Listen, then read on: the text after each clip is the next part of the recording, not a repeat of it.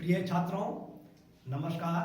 आज हम आपको इस बात की जानकारी दे रहे हैं कि जब दो अज्ञात राशियों में दो रैखिक समीकरण दिए हुए हैं तब उनको हल करने के बाद उन दोनों समीकरणों का हल जो प्राप्त होगा वह किस प्रकार का होगा। ऐसा है कि जब हम उन दोनों समीकरणों को हल करते हैं तो कभी तो वे दोनों समीकरण इस प्रकार के होते हैं कि उनका एक और केवल एक अर्थात अद्वितीय हल प्राप्त होता है। कभी कभी समीकरणों का रूप इस प्रकार का होता है, जो समीकरण दिए होते हैं वे इस प्रकार के होते हैं कि उनके अनंत हल निकल सकते हैं। और कभी कभी ऐसा होता है कि वे समीकरणों में जो संख्याएं दी गई हैं, जो गुणांक दिए गए हैं अज्ञात राशियों के और जो अचर पद दिया हुआ है, वे इस प्रकार से होते हैं कि उन दोनों समीकरणों के कोई भी हल नहीं निकल सकते हैं। तो इस बात का हम पता कैसे लगाएंगे, इस बात की हम जानकारी दे रहे हैं। मान लीजिए आपके पास एक समीकरण है a1x plus b1y plus c1 बराबर 0 और दूसरा समीकरण है a2x plus b2y plus c2 बराबर 0। a1 और a2 जो है, a1 पहले वाले समीकरण में x का गुणांक है और a2 दूसरे समीकरण में x का गुणांक है। b1 पहले समीकरण में y का गुणांक है, b2 दूसरे समीकरण में y का गुणांक है, c1 पहले वाले समीकरण में अचर पद है और c2 जो है वह दूसरे वाले समीकरण में अचर पद है।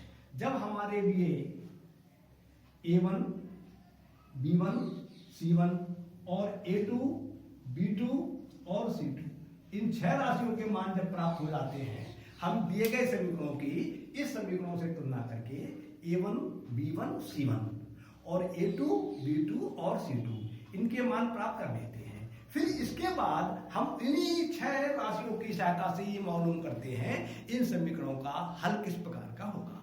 तो सबसे पहले हम a1 बटे a2 का मान निकालते हैं और b1 बटे b2 का मान निकालते हैं।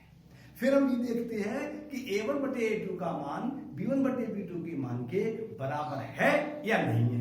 अगर बराबर नहीं आया है तो आगे प्रश्न को करने की आवश्यकता नहीं है, आप तुरंत लिख दीजिए, क्योंकि a1 बटे a2 का मान और b1 बटे b2 के मान परस्पर बराबर नहीं है, अर्थात a1 बटे a2 is not equal to b1 बटे b2, अर्थात दिए गए समीकरणों का एक अद्वितीय हल प्राप्त होगा। क्लियर। अब अगर बाई दी गई a1 बटे a2 और b1 बटे b2 इन दोनों के मान आपस में बराबर आ गए, आपने a1 बटे a2 का मान निकाला और b1 बटे b2 का मान निकाला, दोनों के मान बराबर आ गए, तब आपको फिर c1 बटे c2 का मान भी ज्ञात करना होगा।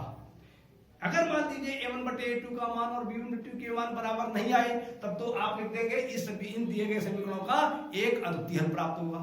लेकिन यदि a1 बटे a2 का मान और b1 बटे b2 का मान बराबर आ गया तो अभी आप किसी निष्कर्ष पर नहीं पहुंचे, आपके लिए c1 बटे c2 का मान निकालना पड़ेगा।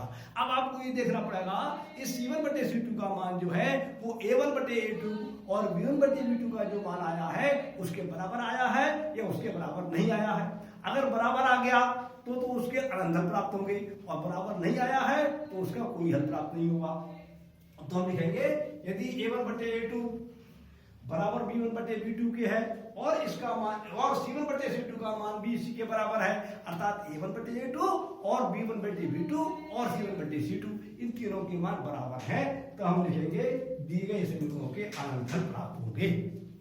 और यदि a1 बटे a2 के मान और b1 बटे b2 के मान तो बराबर है, लेकिन c1 बटे c2 का मान इन मानों के बराबर नहीं है, तो हम लिखेंगे इस समीकरण का कोई भी हल प्राप्त नहीं होगा। आप इन नियमों को विचार कर लीजिए, समझ लीजिए, आपको स्पष्ट हो जाएंगे, तभी आपको प्रश्न करने में काफी सुगमता होगी। अब ये बात पूरी होती है, मैं अपनी बात को समाप्त करता हूं। नमस्कार, धन्यवाद।